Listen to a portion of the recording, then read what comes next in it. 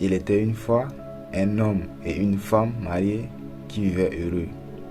Lui allait à la chasse et elle cultivait un grand champ de maïs qui s'étendait à l'infini. Malheureusement, un groupe de gorilles venait régulièrement piller la récolte. Un jour, il fut sollicité par sa femme pour chasser les gorilles qui endommageaient le champ. Mais il refusa, disant que s'il surveillait un coin, les gorilles allaient saccager de l'autre côté. Un matin, la femme en eut assez et décida de chasser elle-même les gorilles de son champ.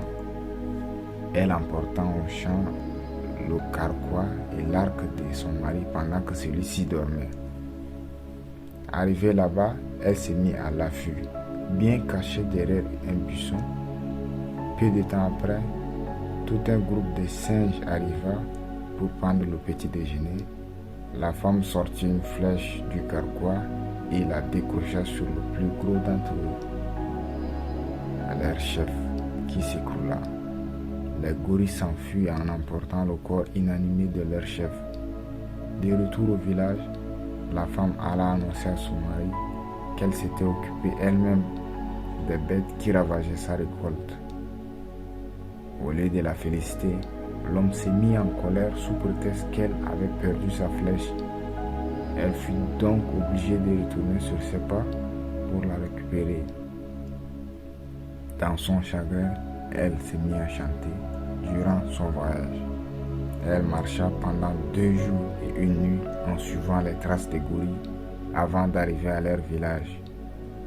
Des centaines de gorilles immenses et féroces s'étaient réunis pour pleurer autour du corps de leur chef mort. Et la fameuse flèche était encore plantée dans sa poitrine. Elle se jeta dans la foule et se mit à pleurer tout en chantant et en faisant de grandes démonstrations de douleur. Un peu surpris, les primates lui demandèrent qui elles étaient, car en ces temps-là, les hommes et les animaux se comprenaient. Elle répondit alors qu'elles étaient venues de très loin dès qu'elle avait appris le décès du grand singe, qui était son parent éloigné mais adoré.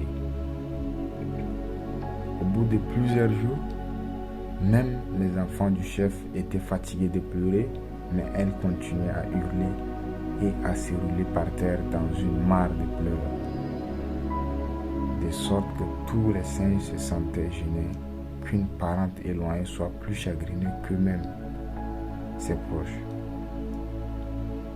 Alors ils lui demandèrent si quelque chose pourrait diminuer sa peine. Elle leur dit que s'ils pouvaient lui donner la flèche qui était à l'origine du décès, elle rentrerait chez elle avec un souvenir de son parent adoré. Ils lui donnèrent la fameuse flèche avant de la raccompagner aux portes de leur village. Une fois rentrée chez elle, elle donna la flèche à son mari et décida de le quitter.